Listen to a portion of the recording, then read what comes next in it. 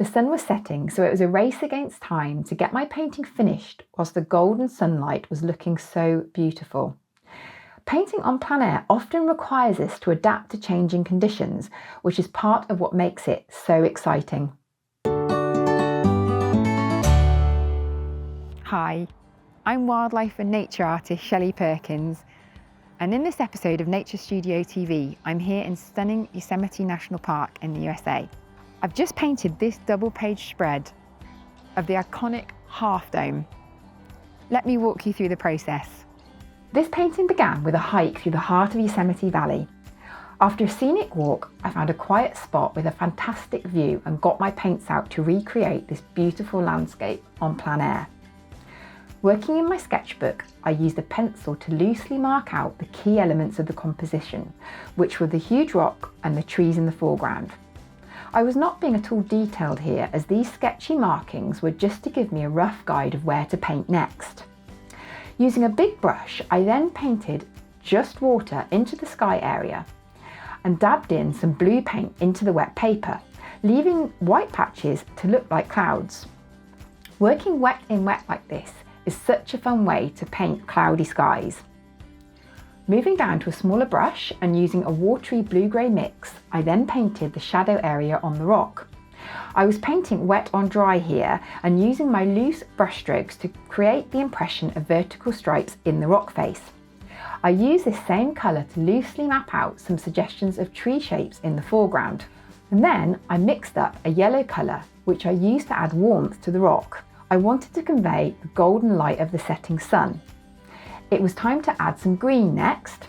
Working into areas where the paper had dried, I used the tip and side of my brush to paint varied shapes and textures to create the impression of trees and foliage. Still working with greens, I then painted the trees in the foreground, keeping my marks very loose and expressive, building up the colours with layers. Using my other hand to shield the sky, I then flicked my brush to create green splashes over the lower part of the painting to add more interest and energy to the foreground and mid area. I introduced blue paints to build depth to the shady areas in the foreground and on the dome face, still using my brush strokes to capture those vertical lines. I mixed a warmer purple next to further increase the intensity in the shadows. Ideally, my paper would have dried before introducing this colour so it could sit as a separate layer, but it was quite cold where I was, so the paper wasn't drying very quickly. The sun was setting, so it was a race against time to get my painting finished whilst the golden sunlight was looking so beautiful. Painting on plein air often requires us to adapt to changing conditions, which is part of what makes it so exciting. I then used this purple colour to create contrast in the foreground, deepen the shadows between my trees, and then work my way around the page using the tip of my brush to build up extra texture and definition. Next, I wanted to build up the shadows in the green areas to bring them into tonal balance with the big rock face. For this, I mixed a pale blue-green colour and worked on the midground, then foreground, making quick, loose, suggestive marks. As the sun was setting, the colours in front of me were constantly changing, so I made a few more colour adjustments with my paints. And then I got out my sepia-coloured waterproof fine liner to introduce some line work. I wasn't solidly outlining any shapes here, but rather exploring them with the pen. I emphasised the vertical lines in the rock and used varying pressure to bring out more suggestions of shape in the midground and foreground.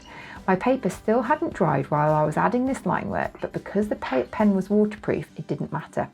When I got to the trees in the foreground, I used my line marks to make suggestions of the individual tree shapes, but again, not drawing solid outlines.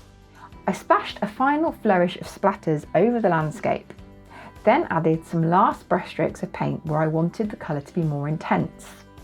Before deciding, my expressive landscape was finished just in time to pack away and hike back before the sun finished setting.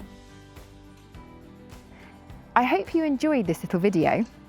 A full-length class showing you everything you need to paint your own half-dome scene is available now with Nature Studio membership. You can sign up for free watercolour classes at naturestudio.com. Thanks so much for watching.